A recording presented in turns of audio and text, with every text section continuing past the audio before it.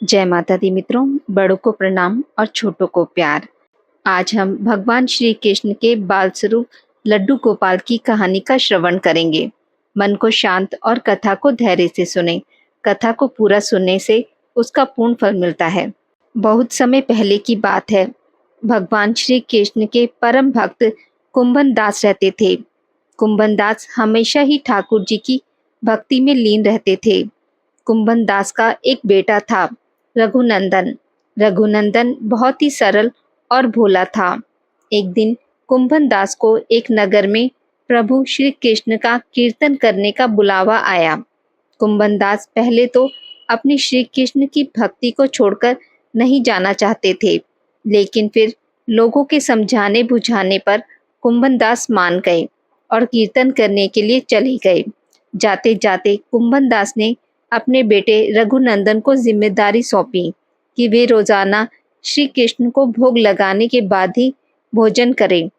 कुंभन दास के चले जाने के बाद रघुनंदन ने खाने की भरी थाली श्री कृष्ण की मूर्ति के सामने रख दी।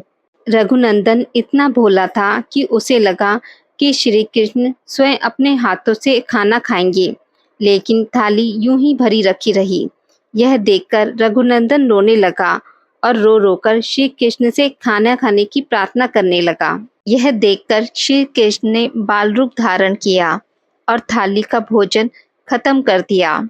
इसके बाद जब कुंभन दास घर वापस लौटा तो उन्होंने अपने बेटे से भोग लगाया हुआ प्रसाद मांगा, लेकिन रघुनंदन ने बड़े ही भोलेपन से कहा कि ठाकुर जी ने सारा भोजन खा लिया।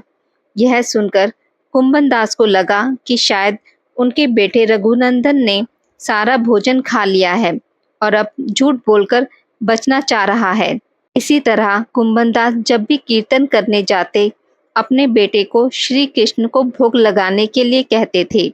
रोजाना भोग का प्रसाद नहीं बचता था और पूछने पर रघुनंदन यही बात दोहरा देता था कि सारा भोजन श्री कृष्ण ने खा लिया।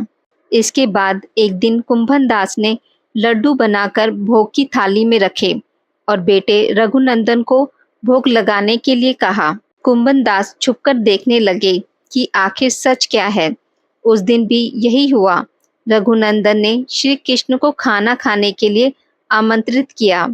श्री कृष्ण ने बाल रूप बनाया और लड्डू खाने लगे। जब कुंभन दास ने स्वयं श्री कृष्ण को बाल रूप में देखा तो वे दर्शन के लिए दौड़े चले आए। उस समय श्री कृष्ण के एक हाथ में लड्डू और दूसरे हाथ वाला लड्डू मुख में जाने ही वाला था कि वे एकदम जड़ हो गए। इस घटना के बाद से ही उनकी इसी रूप में पूजा की जाती है और श्री कृष्ण के इस बाल रूप को लड्डू गोपाल कहा जाने लगा। आज की इस वीडियो में बस इतना ही। मित्रों, अगर आपको मेरी वीडियोस पसंद आती हैं तो इसे लाइक और शेयर ज़रूर करें और पूजा पाठ से जुड़ी जानकारी के लिए मेरे चैनल को सब्सक्राइब करना ना भूलें। धन्यवाद।